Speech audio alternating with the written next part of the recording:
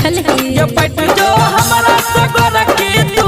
के मिथला हाट लगे बहुगे ये पैट जो हमारा सगर के तू के मिथला हाट घूमे बहुगे ये पैट जो हमारा सगर के तू के मिथला हाट लगे बहुगे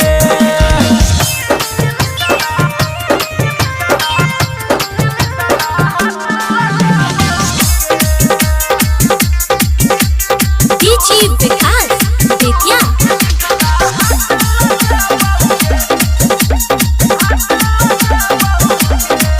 जिला मधुबनी में रहे सब कुछ देखा लिया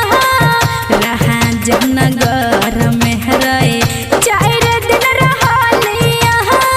बुझली ये जान माने हमर बात चल घूमैला साथ तोरा ओह तकियबो हम चाहमीन चा अच्छा तोहर गलहन हम कुछ खेबो रे तोहर गलहन हम कुछ लेबो रे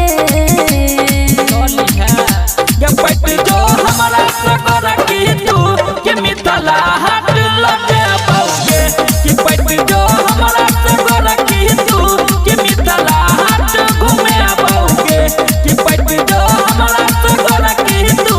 के मिथला हाट लगे बहुगे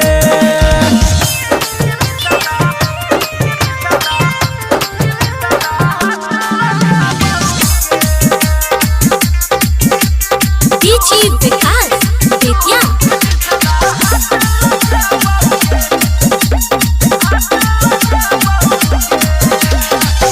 एहे नहन पीछा कर रही देख छलो गरे हमरा लो जाए खातिल रही अन जोग रहे ये कहो अजय उमेश बात इहा छै विशेष देख ओत के नजारा मुड हे तोगे परे जब तू चाहे छी ओ हन दे बहुरे जे तू चाहे छी ओ हन दे बहुरे